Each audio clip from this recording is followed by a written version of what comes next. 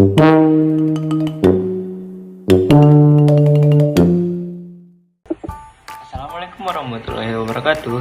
Halo teman-teman, hari ini kita akan belajar tentang topik penting dalam ekonomi, yaitu kegiatan ekonomi dan pelaku ekonomi. Kalian pasti sering belanja di warung kan, beli pulsa atau makan di luar.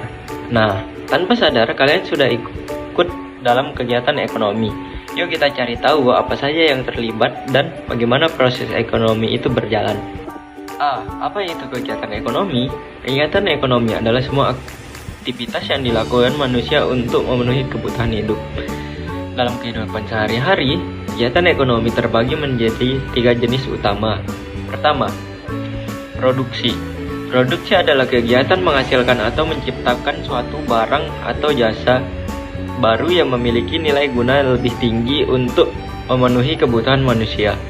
Dalam proses produksi, sumber daya seperti bahan baku, tenaga kerja, modal, teknologi diolah menjadi produk akhir yang bermanfaat.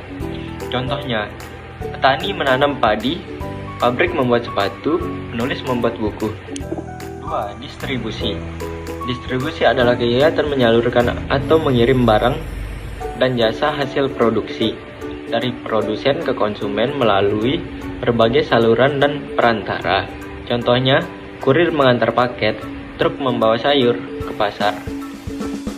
3. Konsumsi. Konsumsi adalah kegiatan menggunakan, memakai, mengurangi, atau menghabiskan nilai guna suatu barang atau jasa untuk memenuhi kebutuhan dan memperoleh kepuasan secara langsung. Contohnya, kita makan nasi, nonton TV, atau beli pulsa. B. Siapa saja pelaku ekonomi? Pelaku ekonomi adalah semua pihak yang melakukan kegiatan ekonomi. Ada 4 pelaku utama, yaitu 1. Rumah tangga konsumen atau RTK. Mereka membeli barang dan jasa untuk memenuhi kebutuhan hidup. Contoh, keluarga membeli beras, listrik, pakaian, dan bensin. 2. Rumah tangga produsen atau RTP. Mereka membuat barang atau jasa dan menawarkan kepada konsumen. Contohnya, perusahaan membuat HP, petani menanam sayur, pengrajin membuat gerabah. 3. Pemerintah. Pemerintah berperan sebagai yang pertama, pengatur atau membuat aturan ekonomi. Yang kedua, produsen, misalnya membuat jalan. Yang ketiga, konsumen, misalnya membeli alat kantor.